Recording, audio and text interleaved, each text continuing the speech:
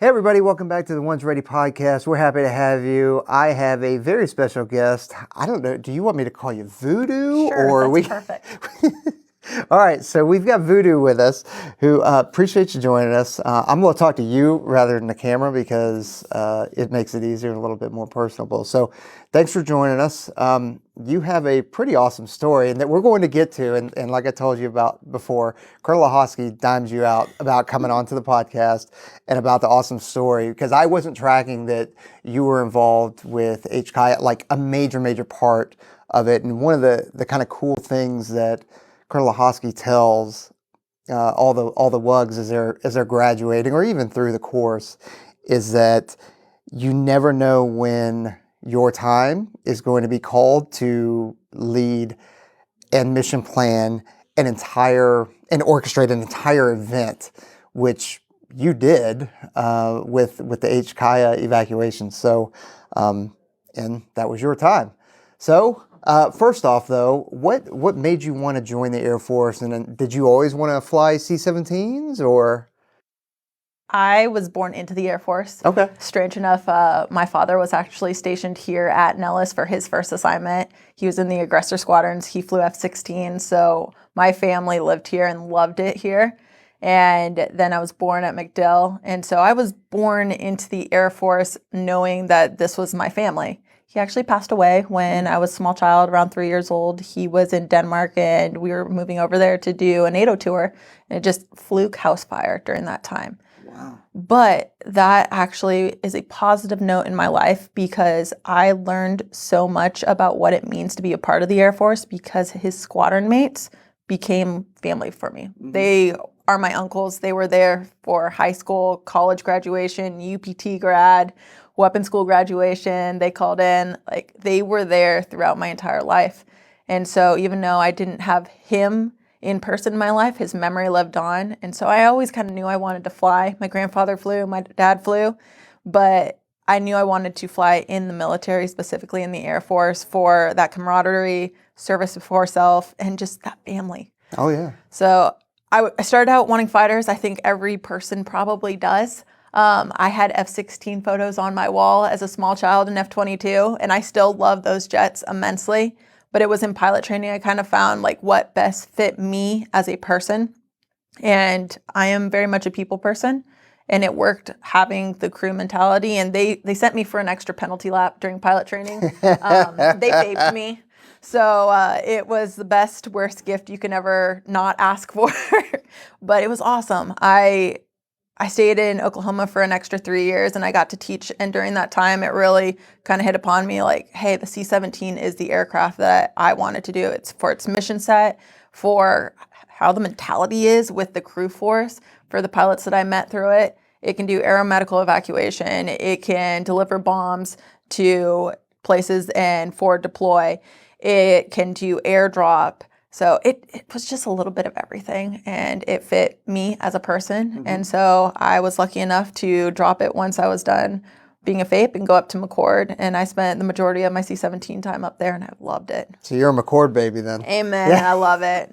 Charleston's great. Hickham's great. Alaska's great. Everywhere is great. But like, I love the mountains. I love the water. And it was awesome for my first C-17 assignment. Yeah, that's definitely. And you know, obviously not nearly as much time as you, but I've been flown in and out of lots and lots of locations, everywhere from, Afghanistan, Iraq, to random places in Africa, or just random places in San Diego during WISNT, whatever.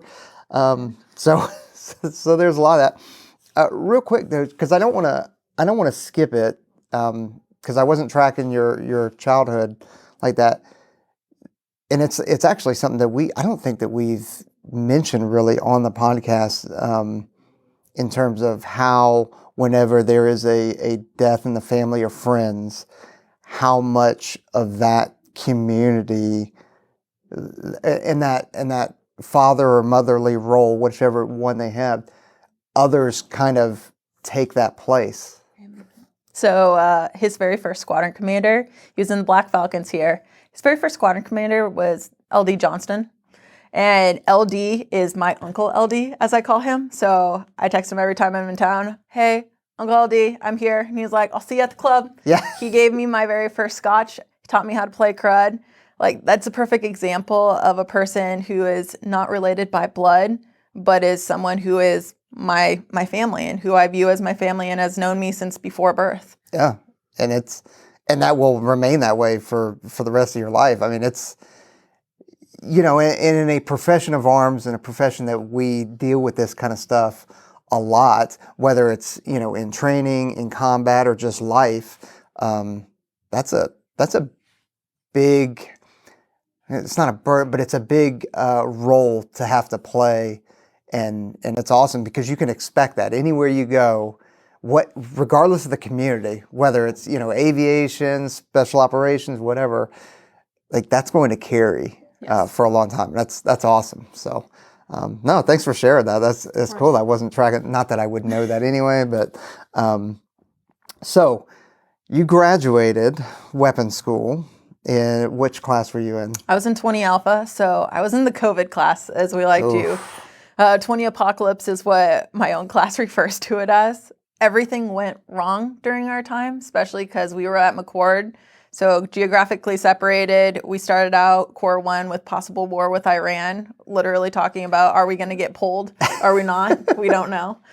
We went back, we had the fires in Australia, killer bees. McCord literally got a sinkhole in their runway. I remember, yep. So we had that. That was fun. Our building caught on fire during a debrief one day. And you hear the fire alarms going off. You're a WUG. You don't care. You're like, neat. They'll come and grab us. Exactly. Somebody literally came in and was like, there is flames above your head on the roof. You need to leave. And of course, in true up in school fashion, we just left, went to a different building, and continued our That's debrief. right. So we had everything go wrong during 20 Apocalypse with COVID. But I think it made us very strong as a class because we learned how to geographically separate planning. So now when we look at ACE and we look at having to do hub and spoke mentality with that, we look at, okay, teleconferences, having to have minimal information and create a plan off of that.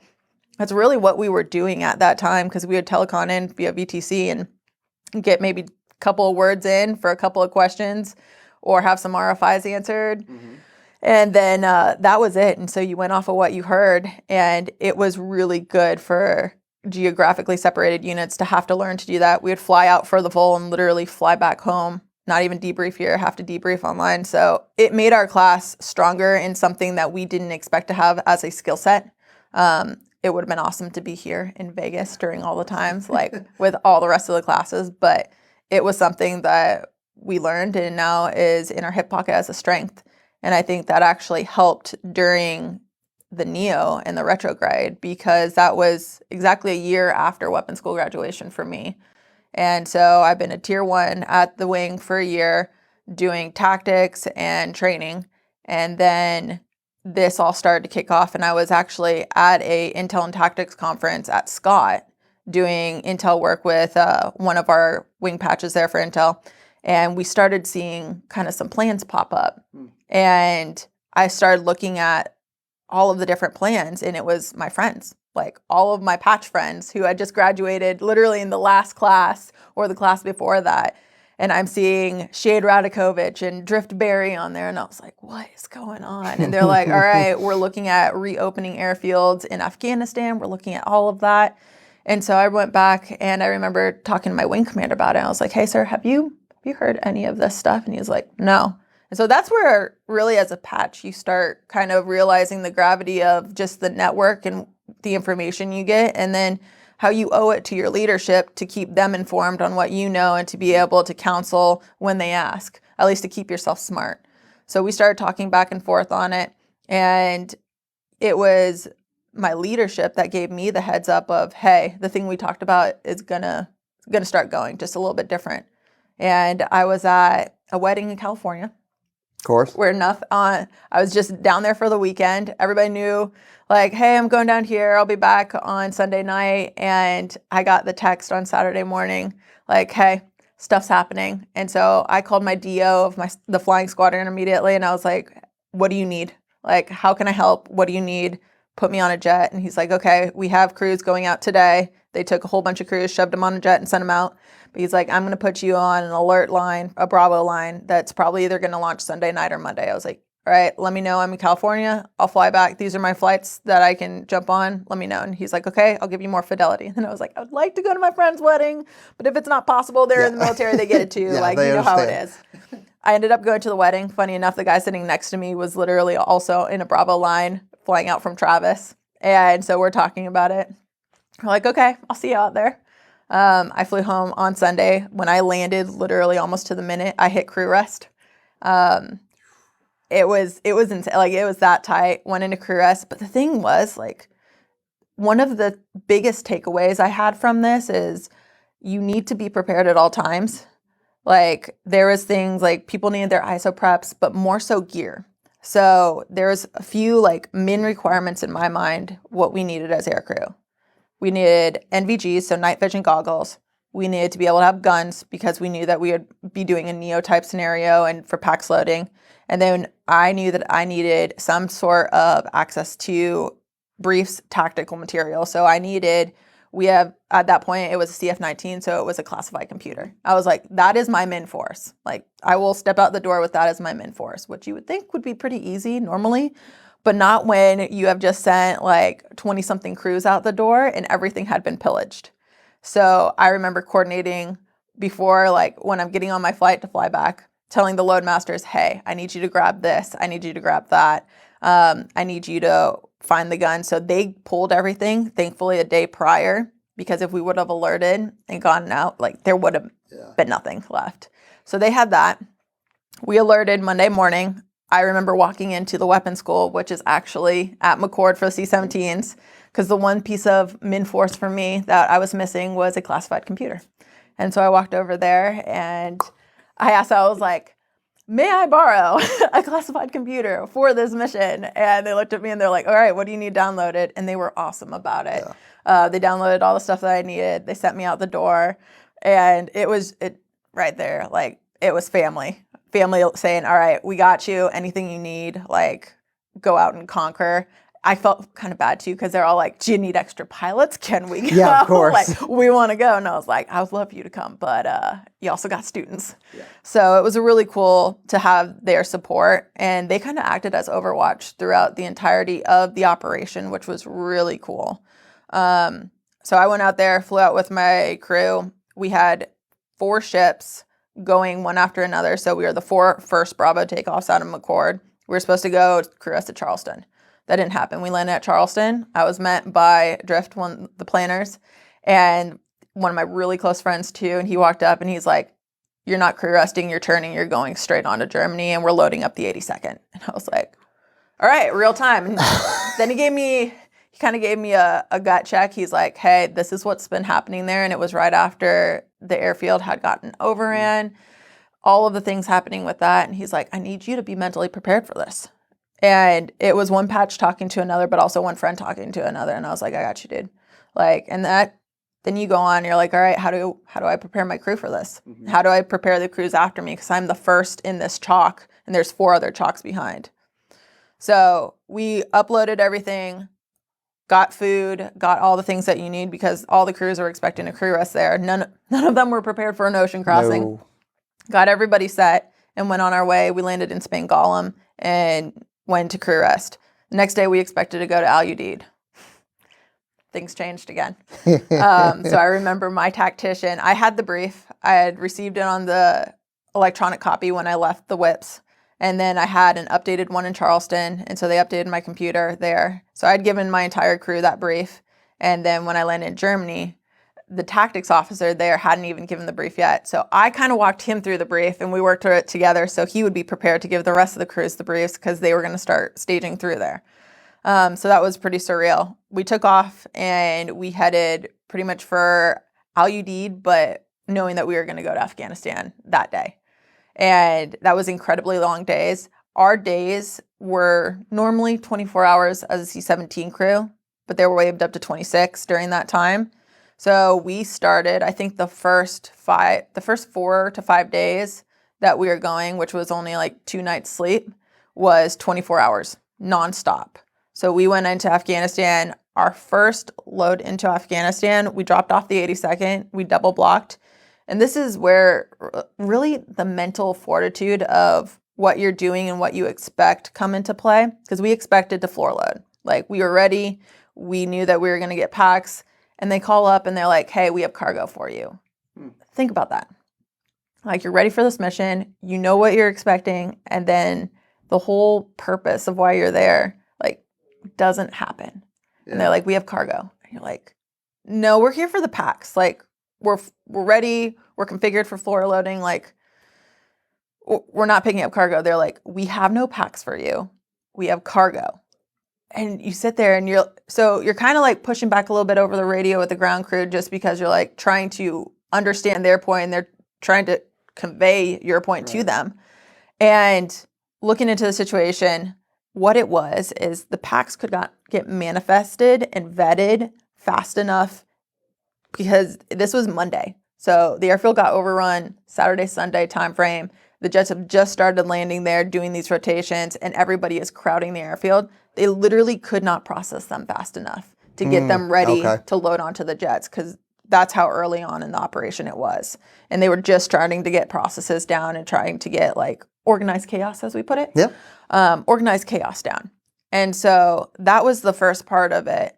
We ended up taking cargo out that night. And it was so hard because we came in during nightfall, couldn't see the runway, literally had to call the JTAC and be all like, hey, we see blue lights on the side. Where's the runway? He's like, that's the taxiway. Runway's to the left. You're like, neat. And then at 300 feet is really where we picked it up, which is kind of our like go, no go criteria for, are we making this landing or are we go around? So was that weather or just poor markings? It was literally, they were glow sticks in like water bottles, which work great most of the time, but like they're faint, man. Yeah, I know they're faint. We only use those in an emergency kind of situation, which is probably all he had. It was the very start of this. And so I remember looking at my co-pilot, who thankfully, weird enough, we got put in a mainly girl crew, which it was wild. We all looked at the text message and we're like, it's got to be a joke. Like, there's no way they're going to have 3 girl pilots, 1 girl loadmaster, and then 1 guy loadmaster all fly together. Like, that's a really female heavy crew. No, that was our crew. And it was the perfect crew complement for us, truthfully, because it was 2 instructors, which unheard of. Yeah, it just happened to be like who was there and available.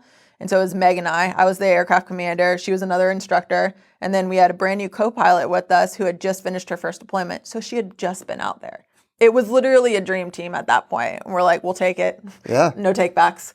So it was Meg and I flying the first one. And as 2 instructors, we're like talking to each other, trying to identify the runway. We finally found it, landed, kind of looked at each other. We're like, okay, we're good.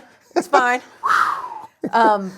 But on that first one, when we landed too, it was really cool because people came up on the radio, because we all had an interplane frequency between the jets, and you have patches that have been in classes before you. You have some of your best friends flying overhead and ISR capabilities. And it was just really cool because you were all there working towards a single mission. So back to the cargo that we didn't expect to have. Yeah. So we try to take it to Ali Salim. They tell us they're mogged out, so they had too many jets there. So we have to go to Al Udeid. We drop off the cargo. We spend the night. We go back to Germany because that is our rotation. This is the 4th day of our 24-hour missions. And by that point, we're mentally exhausted. We're physically exhausted.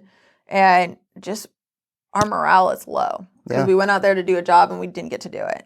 And so I remember going into crew rest that night thinking, first we called safety of flight at Ramstein because we were supposed to go all the way back to Charleston that night. Our crew duty day was playing longer than it should have been. It was a 28-hour, which we're like, we can't make this. Like, literally can't make this.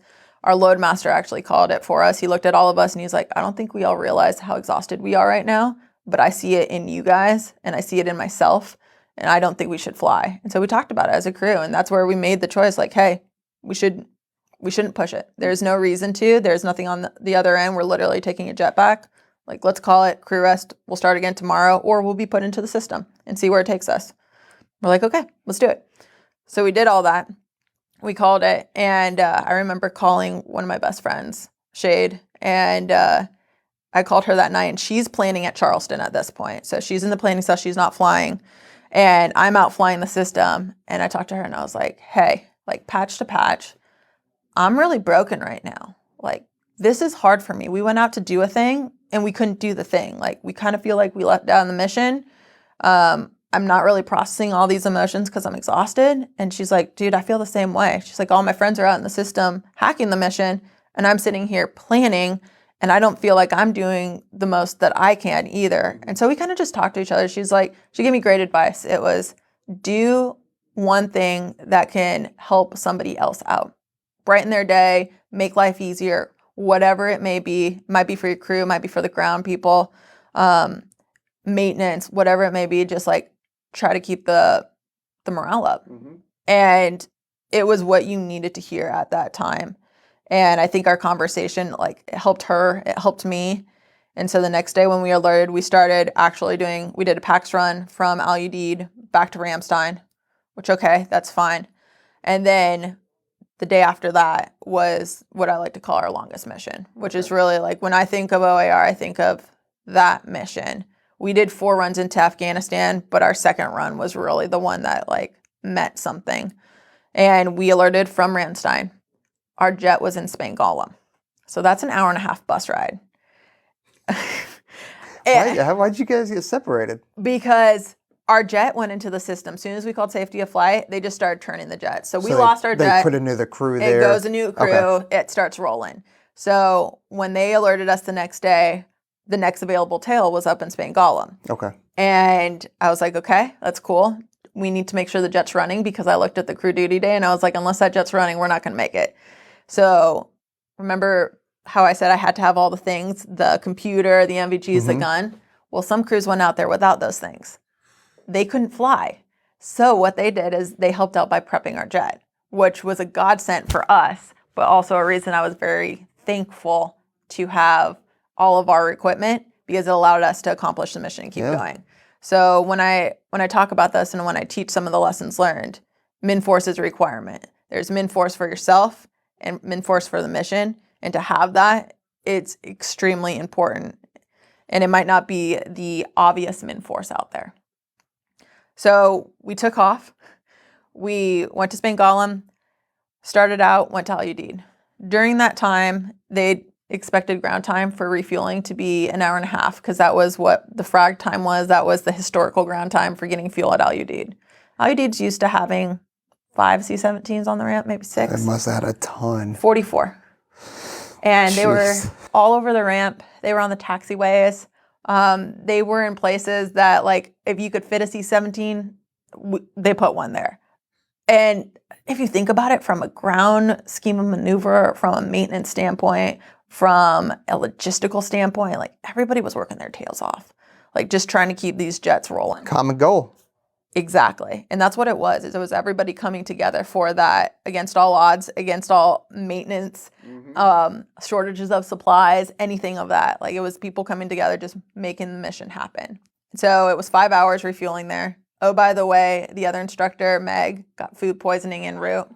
So the whole time we've been trying to call and see if we can get another augmented person on to be able to fly the whole 26-hour crew duty day. Couldn't get another one.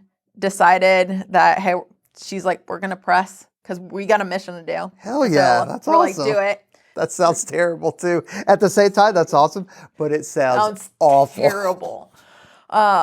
So we were getting ready to take off. And remember how I said the weapons school kind of acted as an overwatch for us? Like, they had been keeping tabs, texting me, saying, how you doing, watching our crew cuts. And one of them texted me and was like, hey, your crew just got pulled off this mission. And I was like, excuse me? Like, we're in the jet. And they're like, they just alerted another crew to take over your mission. I'm like, we have the entire crew duty. Like, we're going to do this. Not if we beat them. And that was exactly it. I was like, pardon my French, but the hell with that. We're going. And so I called. We were literally sitting at hold short for takeoff, trying to get our takeoff clearance. And they were looking for it in the system. That's why our flight plan wasn't in the system, because they were switching out the crews. By the act of God, seriously, somehow a flight plan appeared in the system. I don't know how, I don't know where, but we took it and we rolled with it. And no kidding, I talked to the crew later that got alerted. And I was like, did you guys actually get alerted? He's like, oh yeah, we turned up to no jet. It was great. I was like, I'm sorry, dude, but we rolled. Yeah. And so we went out, we flew out, landed. It was a daytime landing at that point. So you were used to essentially going into Afghanistan airspace, and it was pretty much uncontrolled at that time. You were just going along the waypoints. As soon as you got into a radius of the field, you'd start picking up two-way with the JTACs. You're talking to the other jets outbound. They're giving you weather updates or anything that you really need to know. You got clearance with the JTAC and you landed, and then you went into your parking spot. So the ground scheme of maneuver in Kabul at that point was actually very well done. Like, there was a battle rhythm. People knew what was going on. It just took a couple of days to get it down, and then it was a well-oiled machine. It was easier to be there than truthfully Al-Udeid, because that's where it was pretty much a junction between everybody coming in and going You out. would say bureaucracy got in the way, and policies. I'll say it. Not you don't have to say it. Policies, bureaucracy, and processes probably got in the way. Preach. Literally preach. Got on the ground, did our first upload. We uploaded just over 500 at that point, and then I remember the ground crew coming on, and they're like, "Hey, who's aircraft commander?" And I was downstairs already helping with the upload, and I was like, "Yeah, what do you need?" And they're like, "We need you to sign for this PAX manifest." And I was like, "Okay, is it different here? Because usually the load masters do that, but like maybe processes are different because of the situation." They're like, "No, we'd like to bring on 24 orphans, and we need you to sign as their legal guardian right now." That's a gut check. Whoa. I went from having 0 kids to 24 in a matter of seconds, which was wild. And you're not going to not sign that. No, of course we wanted the kid. We're like, bring them on and you sign it. But you just realize the gravity of the situation. The humanistic side comes out. Like, these kids don't have parents. And they might have parents, but their parents sent them without them. So that might be the situation. Or maybe they don't know where their parents are. Or maybe they were left behind when their parents went forward. And so just your heart kind of breaks a little bit. That's heavy. Yeah, it was. It was surreal. And it was one of those moments that all of the pilots were female at that time. But we looked at it, I was like, "Guys, you cool with this?" And they're just like, "Uh-huh."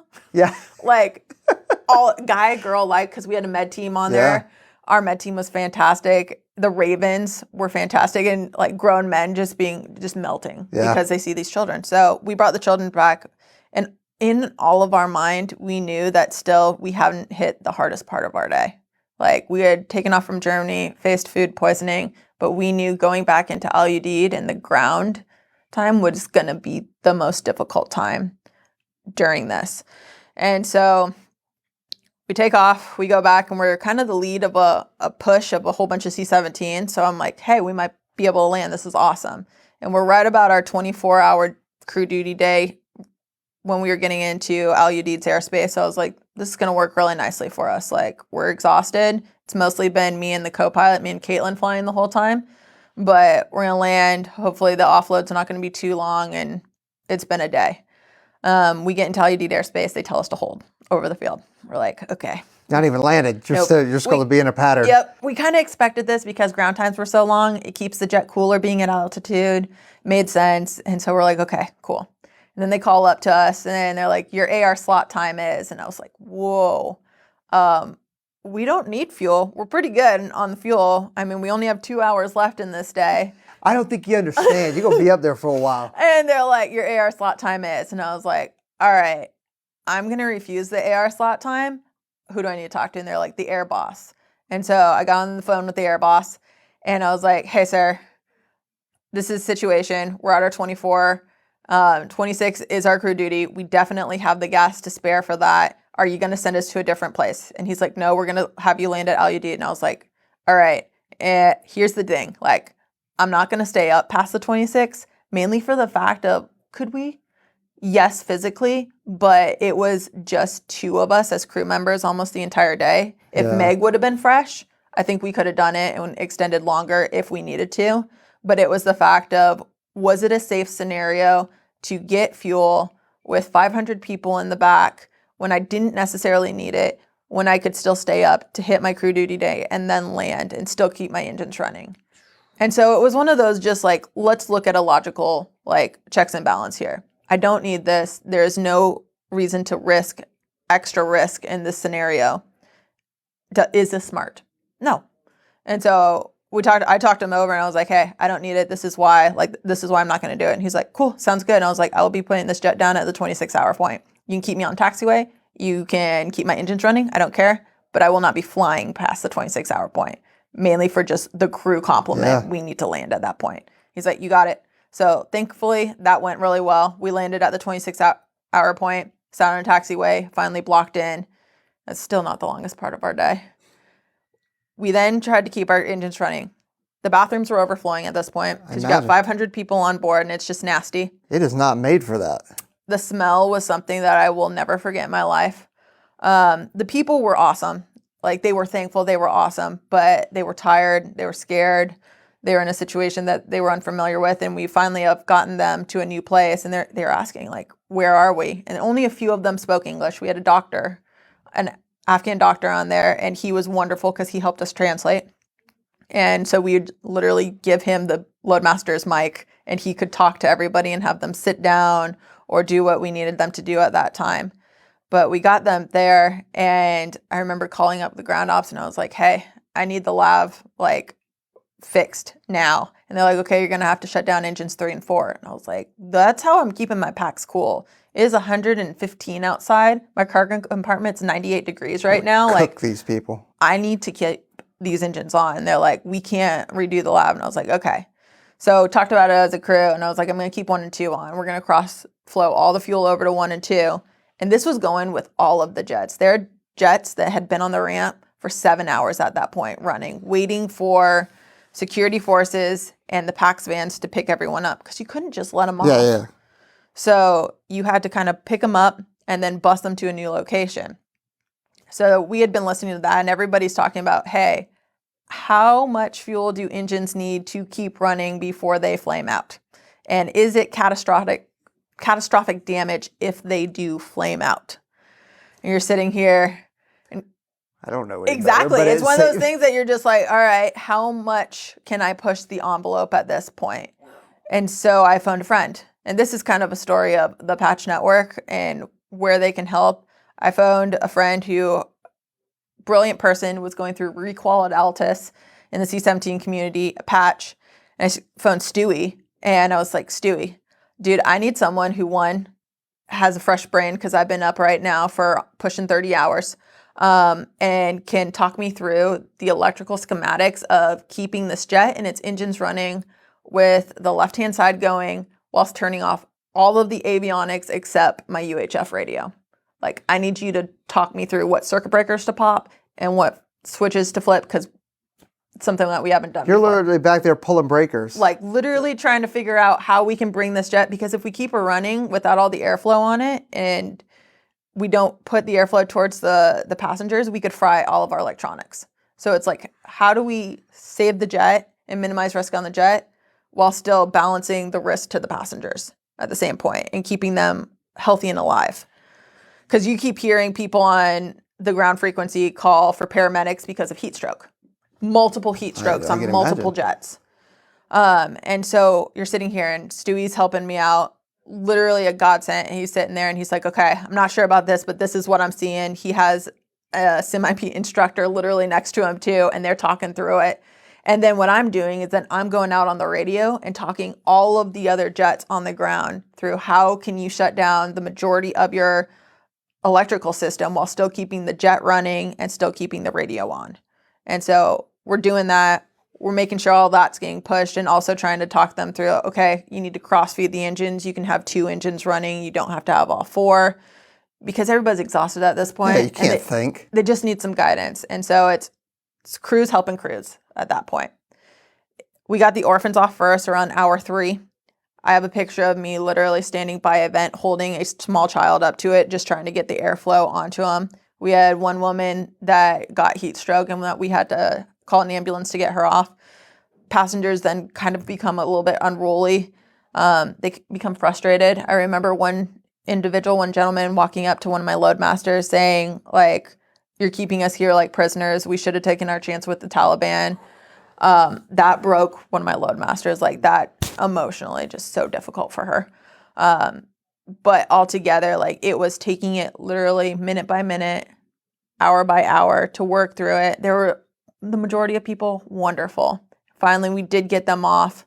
We sent the packs off, shut down the jet. They never came and fixed the lab, by the way. We actually called into ops, and they brought out buckets of kitty litter, and we created the galley. We created it into a makeshift bathroom for people. Like, that's where we were at with a lot of it. Whoa. Yeah. That's where it was A litter at. box. All right. Yep. I mean, Things happen, but it was better than them just going on the cargo floor of that yeah. jet. So we did that. We sent them in.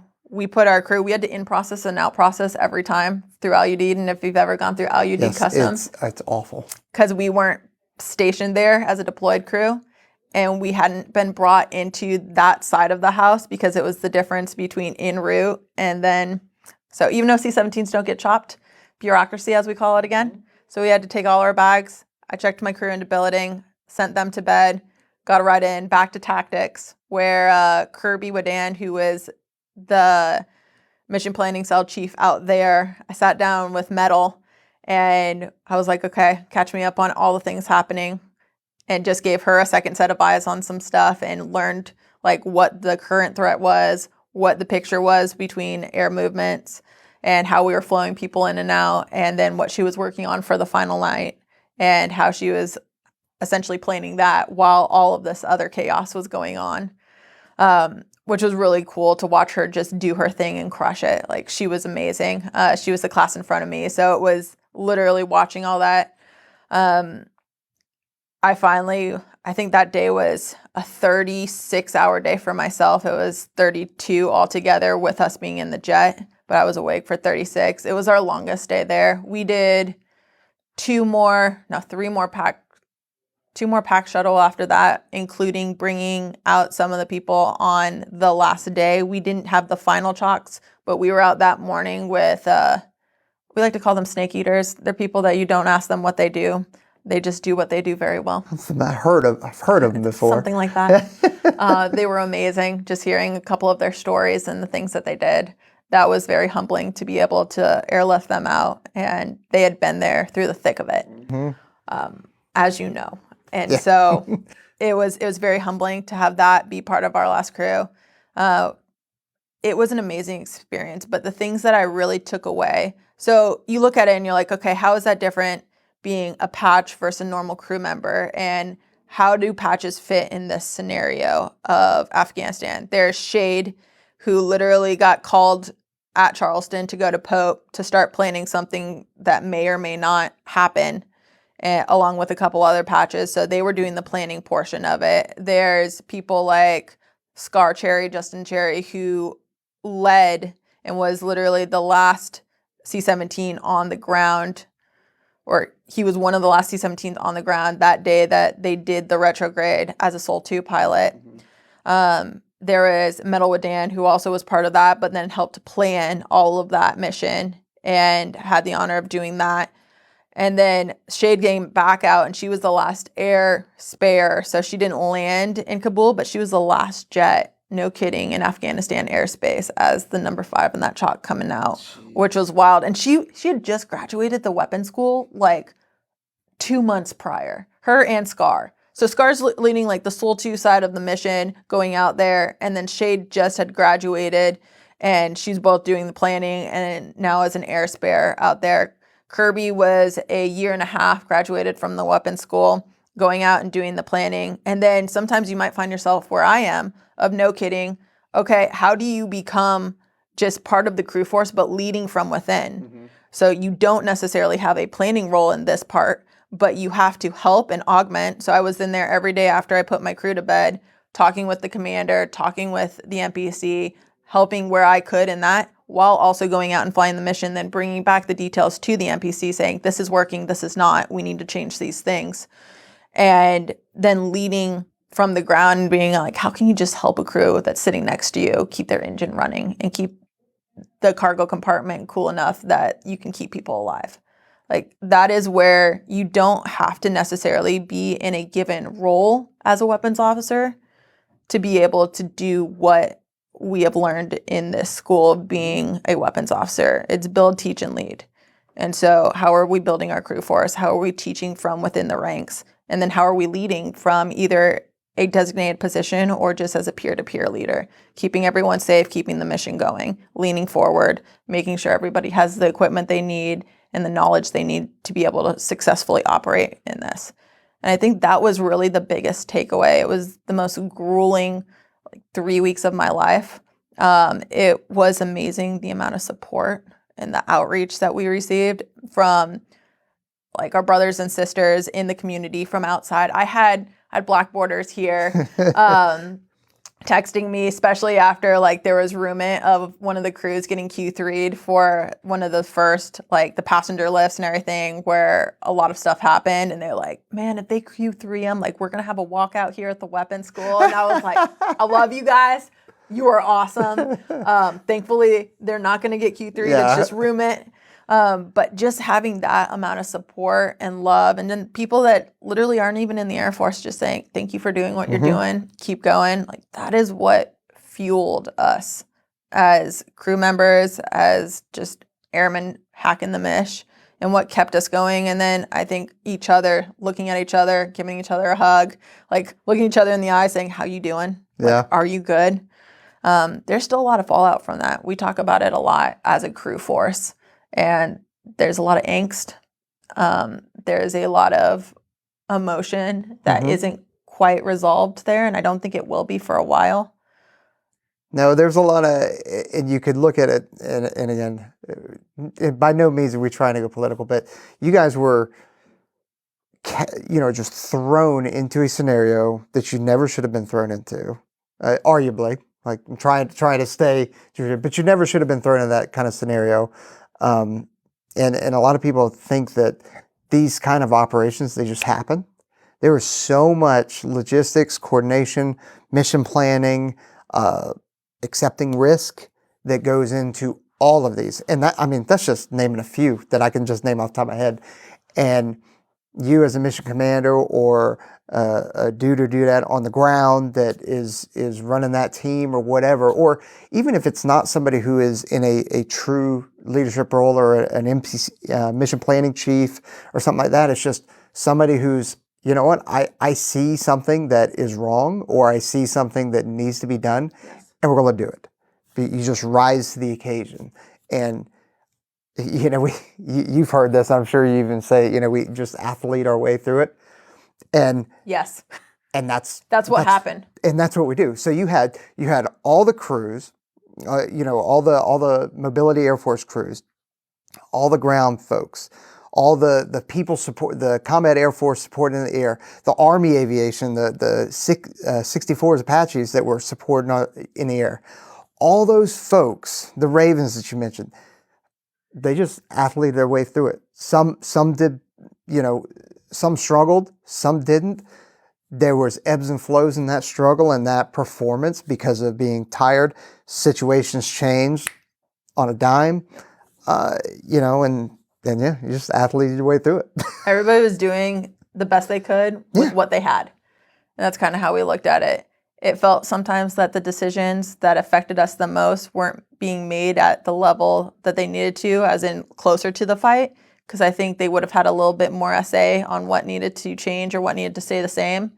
But that was also a learning moment, and looking back on it, was a lesson learned of, okay, how do we do decentralized operations and really delegate authority down? Like that was one of our biggest takeaways and lessons learned as crew force. Like that needed to happen sooner in our eyes. Mm-hmm. And I hope that was one of the lessons that was taken away by those that can actually affect that, because that was something that we really needed more situational awareness on, or I would say leadership almost needed more situational awareness on, like just what was happening at that level.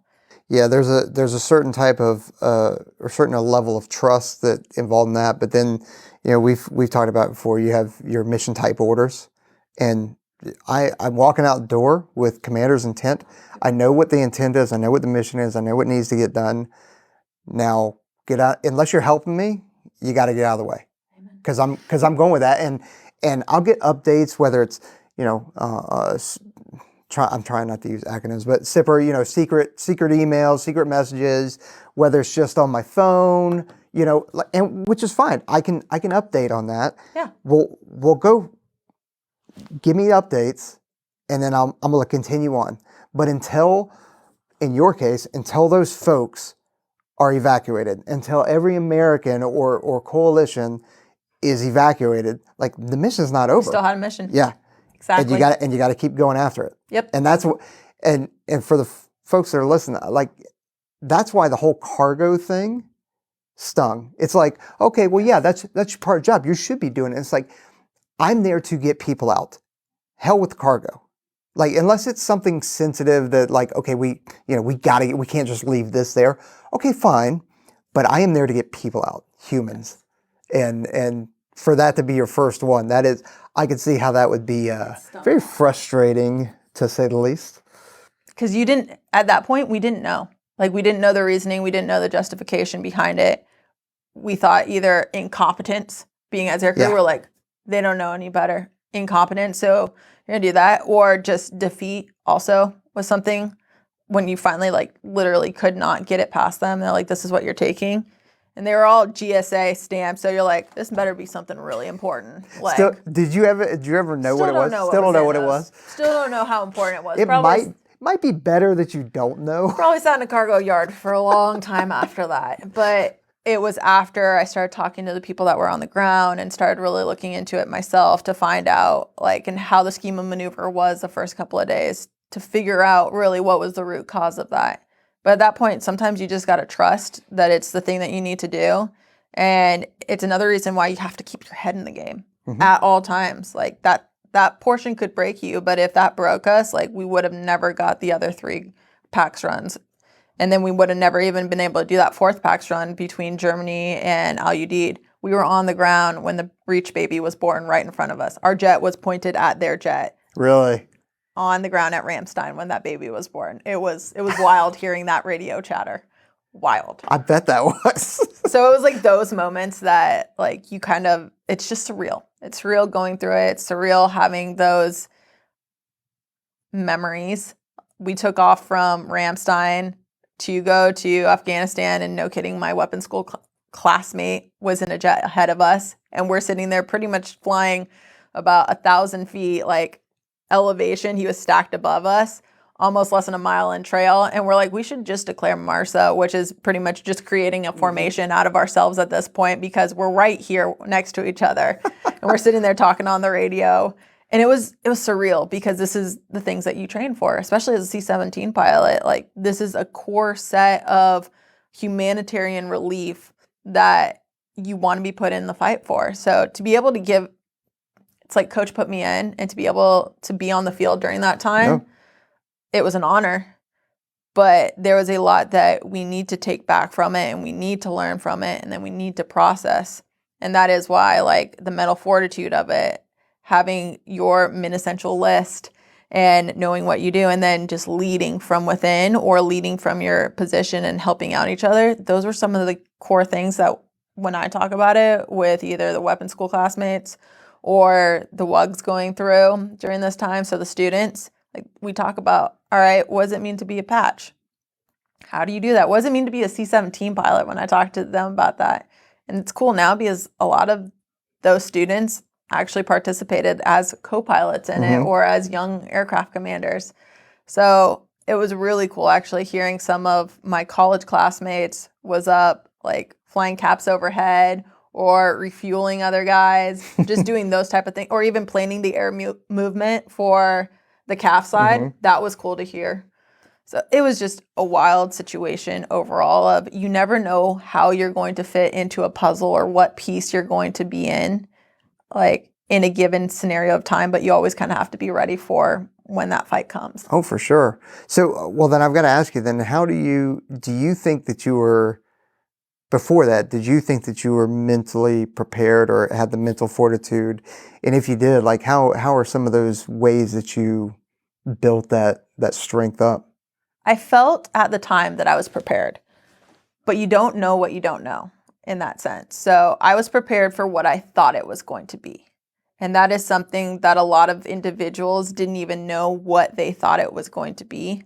I have talked to co-pilots and load masters that are like, man, I wish somebody would have told me. I wish somebody would have just told me what we were getting into so I could think about it and really process that instead of just have it happen to me and be in the reactive stance. Yeah, you land and all of a sudden you've got 500 people plus some 24 orphans and filled up lavatories and That just was the time.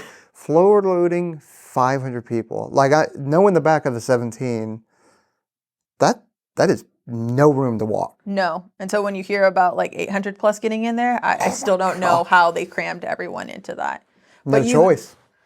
You have to constantly fight for information. That's really what it comes down to. And it's funny because I just listened like 2 weeks ago to a weapons school debrief, like talking about constantly fighting for information. And it is a constant thing. Sometimes you have to push the information. Sometimes you have to pull the information. And that's what I found myself doing, constantly fighting for information. So I was a little bit more ahead in that sense because I would drop my crew off, go in, check in with tactics, know that there was a current bomb threat on the airfield and that packs couldn't bring bags on. That happened on our third run. Like, I knew that that existed. And so when we showed up to morning brief, I asked them to brief that current threat. And when we were over in Kabul, we couldn't allow bags on and the ground crew was pushing back on us. And they're like, why can't these individuals bring their bags? Which I want them to because that's literally all that they own at that point. Certain level of threat. Exactly. So it's how do you balance that? And I remember calling back to Kirby and the mission planning cell and saying, Kirby, like Metal, I need to know the most current information to this point on if this threat is still active. And I'm essentially trusting Metal with my life. Like if she says, cool, bring bags on, like I'm opening myself up to risk at that point. I'm opening the crew up to risk in the jet. But if she says it, I'm going to trust her, like with my life, literally. And she came back to me and she's like, let him. And I was like, okay, you got it. Because my information's like 5 hours stale at that point because I have gone through the sequence, flown over to Afghanistan. So I'm going to trust her. No questions asked. And it's one of those things that you just have to trust each other and have to have that knowing that, okay, you know what you're talking about. I'm going to trust you fully because I don't have all of this information. And it is what it is. So, sorry, answering your question, I felt like I was ready at the time. Was I ready for some of the things that I didn't, the cargo piece? I wasn't ready for that at all. Like you go out to do a mission and when your mission doesn't happen, like how do you deal with that? And when everybody else is performing the mission, you feel like a failure. Yeah. You really do. Even though you're not. Even though you're not. You did what you were supposed to do and what was asked of you. But you feel like a failure. And so coming back and actually talking about it with the crew, we talked about it a lot. And then being able to process it with people you really trust and someone that you can be very vulnerable with. That's why I called Shade and I was like, I need to talk about this. And like, I need to get the emotions out and to process this. Mm-hmm. And then I need to be able to move past it and continue on with the mission and have a plan going forward. And so working with that helped a lot. I remember when I returned back to McCord, I was angry. I was just angry. It was a weird emotion to have. I didn't expect it. But I was angry because everybody that greeted us at the jet was like celebratory. And they were like, welcome back, congratulations. It's weird, isn't it? Like, this is not what I need right now. Like, you guys shouldn't be here. You should be helping. Like, there is so much more to still do. And I mean, this was after everything. Like, that was day after it stopped. Like, we airlifted our last passengers out of there. We landed. I literally cross-loaded my crew onto another C-17 that was headed back to the States because I fought for information. I knew that all air movement was going to stop for about 3 days. And weird enough, at that point, our ops group commander decided that he wanted to jump on our last flight and that man needed to be home. So I was like, sir, if you want to get out of here in time, like, you got to get on that jet. And I had a loadmaster whose uncle had passed away. I had another loadmaster who had fallen very ill. Like, I don't know what he contracted, but it wasn't COVID. We tested him for it, but he had something else that was not good. So my crew was kind of falling apart at that last point, mentally, physically. And I was like, I need to get them home. So I literally got them released from both stages, put them on a jet the day that we finished our last mission. So there was no crew rest. There was cross-load your bags. We're going home. And we took a direct flight in a C-17 home with the majority of the crews that we launched with on that first day, which was wild to have us all at the end of it. And after we looked at all of those, like, we all got off the jet and we were all feeling different emotions, like anger, sadness. Some people just wanted to isolate themselves. Some people did not want to be isolated at all. And so those were the immediate reactions. And then, I mean, it's 2 years after the fact, and we still talk about like how we look at the situation and how we process it, and recognizing crews for their efforts or not recognizing crews for their effort and saying that this was just part of what they were expected to do. Like, that's hard. You look at a young airman, you look at our maintenance staff. We had an awesome FCC, which is a flying crew chief with us. It was his first ever job as a flying maintenance personnel. And that was what that he was the into? flight. He literally was a home station ground, and this was his first flying. And after that, he decided, I don't want to be a part of this. Like, I'd rather stay on the ground. I do not want to be a part of the flying crew chiefs, because it was a lot. It was a lot. If you're not prepared for that, that is... No. So mentally, it was very difficult. Still processing through it. I talked with my crew the other day because we were talking about this. I talked with Caitlin, and there's still things that she's like, I blacked out a lot of it. Like, I'm still trying to remember details of it. And so just like talking about it and being able to share the story helps a lot, just for us as crew members, but also to let others know that, hey, once it was done, it wasn't done. Like, and I think that can be said about a lot of major things. Oh, yeah. Like, a lot of operations, a lot of significant emotional events that may have seemed big or small to other individuals. Like, being able to process through it's really important. Yeah. No, you're exactly right. Let me see where we're at real quick. We're at 57 minutes, so we should probably try and wrap it up. But like, thank you for telling your story, and not just your story, the story of all the crews that were out there, you know, pilots, co's, loads, flying crew chiefs, all the maintenance, all the PERSCO folks that were on the ground. They were the true heroes, truthfully. They really were. Like, our job was hard. Theirs was 10 times harder.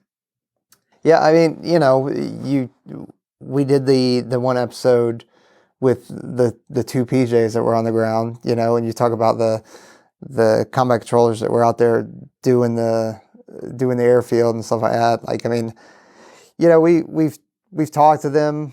We know the things that they saw and the things that they did. You know, I've talked about it before. There's what's correct, and then there's what's right, and they don't always align. You got to operate in the gray sometimes. Mm-hmm. But you're going out there with the right intent, yes. And it's a righteousness about it, and doing whatever you possibly can to protect people, to keep people safe, hopefully save somebody's lives, maybe take some lives if you need to, and then getting everybody out. And it wasn't our mess, but we cleaned it up. So there was a call and we answered it. Yep, that's it. How it is. So, well, thank you so much for coming on and being very open. So a lot of this is things that I had no idea about. I mean, obviously I knew the crews and everything like that were out there doing good work, because that's what's great about the classified reporting of it, and then the news reporting of it, and then the stuff you see on social media. So you know that people are out there, like your friends, your family are doing good work. But when you can come back and you can look somebody in the eye and go like, holy shit, that was rough.